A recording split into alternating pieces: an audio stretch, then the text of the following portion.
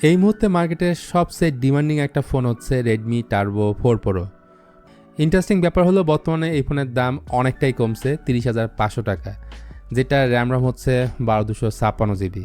So এই দামে Redmi যা যা পারছে আমার তো মনে হচ্ছে তার থেকে বেশি দিয়ে দিয়েছে। তারপরেও যদি আপনার কোনো কনফিউশন থাকে তাহলে পুরো ভিডিওটা দেখতে পারেন। তো মূল ভিডিওতে যাওয়ার আগে একটা ছোট রিকোয়েস্ট, যদি আপনি এই চ্যানেলে নতুন হয়ে থাকেন please hit the subscribe button, আর যদি অলরেডি সাবস্ক্রাইব করে থাকেন থ্যাংক ইউ সো মাচ। শুরুতে এটা ডিজাইন অ্যান্ড বিল্ড কোয়ালিটি নিয়ে আগে কথা বলি। টার্বো 4 প্রোর ব্যাক সাইডে থাকছে গ্লাস এবং এটার ফ্রেমটা হচ্ছে অ্যালুমিনিয়াম মেটালের। সো বিল্ডের দিক থেকে আমার মনে হয়েছে পুরোটাই সলিড। ইভেন এটার মধ্যে IP68 এর রেটিং পর্যন্ত তারা দিয়েছে, যেটা ফুললি ওয়াটারপ্রুফ না। উপরের দিকে নয়েজ ক্যান্সেলেশন মাইক আছে, ডুয়েল স্টেরিও স্পিকার আছে, শুধু দেয়নি 3.5mm হেডফোন জ্যাকপোর্ট। দুইটা ন্যানো সিম কার্ডই শুধুমাত্র আপনারা ব্যবহার করতে পারবেন। আর যত জানতে পারছি এখানে ব্যাক গ্লাসের ক্ষেত্রে কোনো ধরনের পরিশন তারা ইউজ করেনি, তাই সাবধানে ইউজ করবেন। ব্যাক কভার ব্যবহার করাটাই সবথেকে ভালো। তাছাড়া নোটিফিকেশনের জন্য এই ফোনের ক্যামেরাতে আছে রিং লাইট, যেটা প্র্যাকটিক্যাল লাইফে অনেক কাজে লাগবে। আরেকটা ব্যাপার, প্রথম এই ফোনটা যখন আপনি হাতে নেবেন তখন একটু ভারী লাগবে। একদিকে মেটাল ফ্রেম, অন্যদিকে 7500 mAh একটা বড় ব্যাটারি। এই দুইটার কারণে মূলত এই ফোনটার ওজন দাঁড়াইছে 219 গ্রাম। যাই হোক, টার্বো 4 প্রোর অন্যতম আকর্ষণের জায়গা হতে পারে এটার ডিসপ্লেটা, যেটা সামনের দিক থেকে অনেকটা আইফোনের একটা ফিল দেয় এবং অনরের অনেক ফোন আছে তার মতো দেখতে, যেমন 3 bezel almost narrow bezelless fully flat একটা ডিসপ্লে। অ্যামোলেড অবশ্যই, 120 হার্টজের রিফ্রেশ রেট এবং ডিসপ্লে কোয়ালিটি নিয়ে আমি ফুললি স্যাটিসফাইড। এটা typical brightness 800 nits, HBMA 1800 nits এবং পিক ব্রাইটনেসের ক্ষেত্রে 3200 নিটস, যেটা ডিরেক্ট সানলাইটে নিয়ে গিয়েও আমি কোনো ধরনের সমস্যা ফেস করিনি। পাশাপাশি অলওয়েজ অন ডিসপ্লে আছে এবং অপটিক্যাল ইন ডিসপ্লে ফিঙ্গারপ্রিন্ট স্ক্যানারটাও দিতে ভুল করেনি। আর এই পুরো ডিসপ্লেকে পরিবেশন করছে কর্নিং গোরিলা গ্লাস 7i দ্বারা। অন্যান্য ফিচার হিসেবে রয়েছে HDR10+ ডলবি ভিশন এবং 3840 হার্জ হচ্ছে PWM ডিমিং।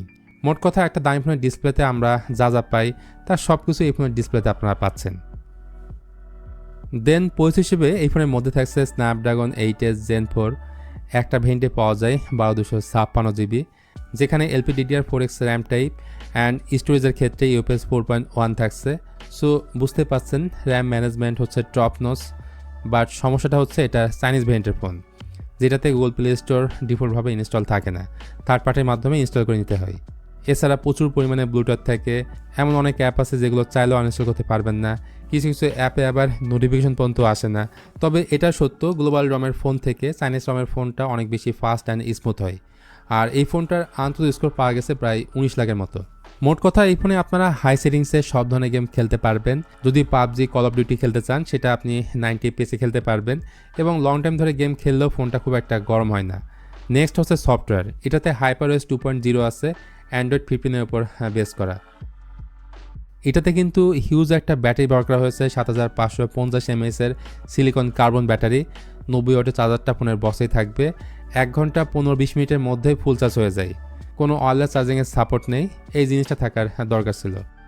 তো ফাইনালি বাকি থাকছে এই ফোনটার ক্যামেরা। এটার পেছনে আপনারা দুইটা ক্যামেরাই পাবেন।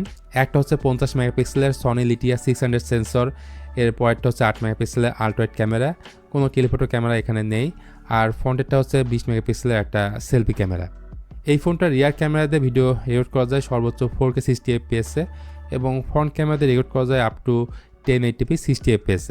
প্রপার লাইটিং কন্ডিশনে এই ফোনটার ক্যামেরা যে এত ভালো পারফর্ম করে এটা আসলেই ধারণার বাইরে, আপনি না ইউজ করলে বুঝতে পারবেন না। সেই সাথে এই ফোনটার প্রাইমারি ক্যামেরা দিয়ে up to 10x digitally zoom করে ছবি বা ভিডিও করতে পারবেন। ডে লাইটের ছবিগুলো আমার কাছে খুবই ভালো লাগছে। রাতের বেলায় যখন ছবি তুলবেন সেই ছবিগুলো আপনার কাছে ভালো লাগবে, কালার টোন চোখে পড়ার মতো। আর আল্ট্রাওয়াইড ক্যামেরাটাও আমার কাছে ডিসেন্ট লাগছে, বড় স্পেস নিয়ে আপনি ছবি তুলতে পারবেন এবং ছবির কোয়ালিটি খুবই আমার কাছে বেস্ট মনে হয়েছে। আর সনি সেন্সর তো অলওয়েজ বেটার ছবি ক্যাপচার করতে পারে, এটা আমরা কম বেশি সবাই জানি। সো আমার মনে হয় না ক্যামেরা নিয়ে আপনাদের খুব একটা টেনশন করতে হবে।